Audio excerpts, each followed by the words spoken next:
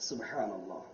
وہ عراق سے آ رہا تھا، عراق کے حالات دیکھ کر آ رہا تھا، اور پھر حسین سے پوچھتا ہے آپ کو کیا چیز یہاں لے آئی؟ وہ اندھا تھا، اس کو نہیں پتا تھا توحید شرک میں بدل گئی، سنت بدعت میں بدل گئی، زنا یزید نے عام کر دیا، شراب یزید نے عام کر دی، مسجدوں کے اندر گھوڑے بندنے شروع ہو گئے.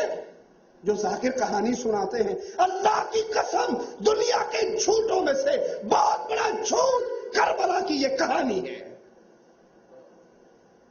اگر یہ سارا کچھ ہوا ہوتا، یزید نے اسلام کا رنگ یوں بدلا ہوتا، شہادت حسین پر 250 صحابہ زندہ موجود تھے. وہ اس کفر و شرک و بدعت کے طوفان کو ٹھنڈے پیٹوں برداشت کر لیتے. پوچھتا ہے نواسہ رسول، فرزند رسول، آپ کو کیا چیز لے کر آئی؟ اس کو اپنے گھر ٹھہراتا ہے. آپ نے فرمایا معاویہ کے مرنے کی خبر تو تجھ تک پہنچ چکی ہے، اہل عراق نے مجھے خطوط لکھے ہیں اور دعوت دی ہے کہ آپ میرے پاس آ جائیں.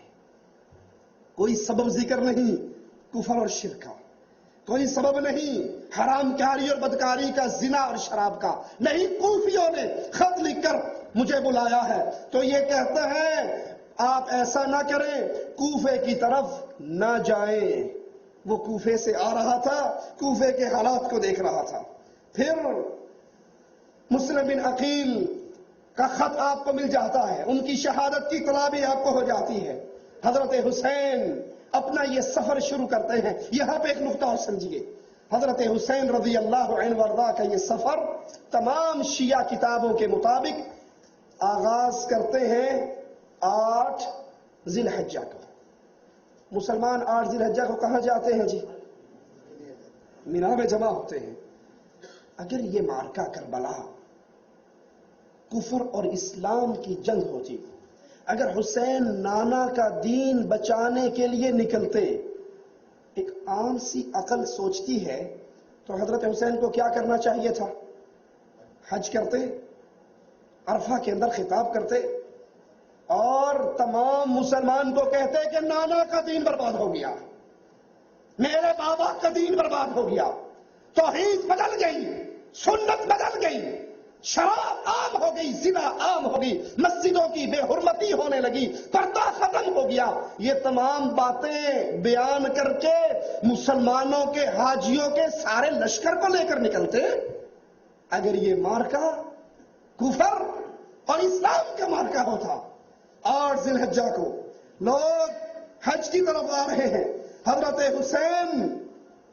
حسین تذکرۃ الاطہار، کتاب الارشاد شیخ مفید کی، اور صفحہ نمبر اس کا 273 ہے. 273 پہ لکھتے ہیں کہ امام حسین مکہ سے عراق کی طرف اسی دن روانہ ہوئے.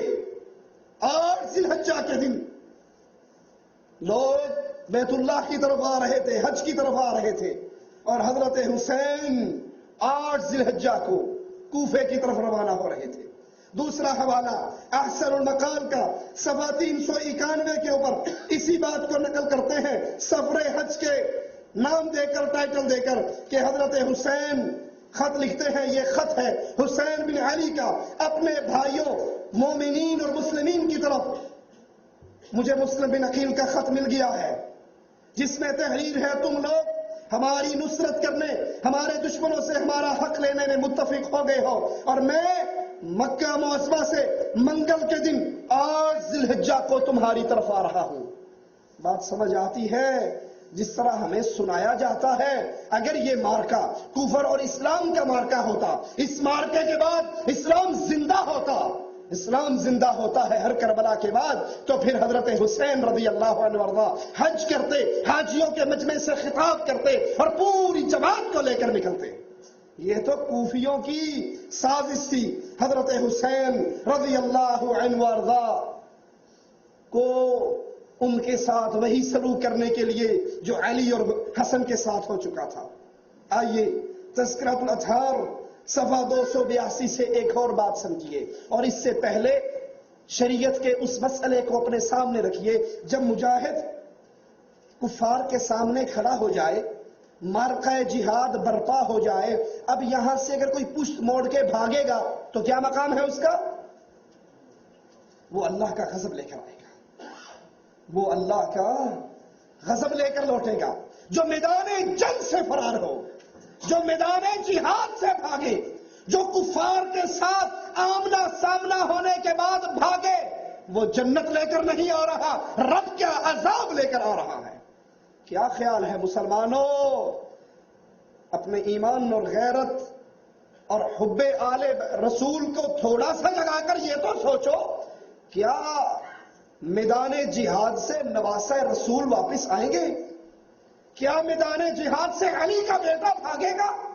जिसकी बहादुरी की तुम जो मिसाल पेश करते हो, अजी तुम नहीं समझते हमारे शेख शेर खुदा मुश्किल कुशा हजरत अली को। हजरत अली जब मरहब से मुकाबला करने के लिए निकले, उनके पास तलवार थी, उन्होंने मरहब के सर पे तलवार मारी, मरहब का सर कट गया। सर कटते हुए तलवार चली, पहली जमीन को काट गई, दूसरी जमीन को काट गई, तीसरी जमीन को काट गई, चौथी जमीन को काट गई, पांचवी जमीन कट गई, छठी कट गई। अब डर हुआ कहीं ये चलती चलती मुश्किल कुशा की तलवार बैल के उस सींग को ना काट दे जिसने एक सींग पे सारी जमीन उठाई हुई है। जब थक के सींग बदलता है तो जलजला आ जाता है। अल्लाह ने जिब्राइल को भेजा, मुश्किल कुशा की तलवार चल रही है, जिब्राइल जाओ इसके नीचे पर बिछाओ। जिब्राइल भी जुबाने हाल से कहता होगा, रब मरवान वास्ते नहीं रह गया।